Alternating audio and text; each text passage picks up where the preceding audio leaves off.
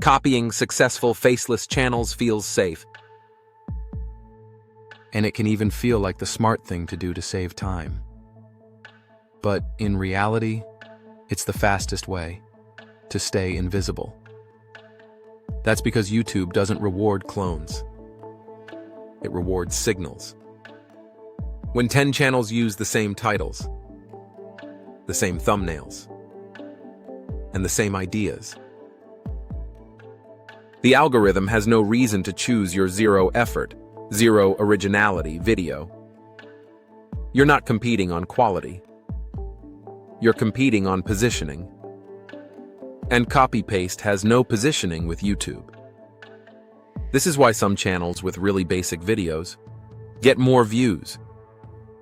They're simply different enough to be recognized by YouTube's algorithm. If your channel looks like everyone else's, YouTube treats it like noise, and it quickly becomes invisible. In the next video, I'll show you the first 10 videos that actually give a faceless channel a chance to grow. Watch the next video here to continue this, and subscribe so you don't miss the rest.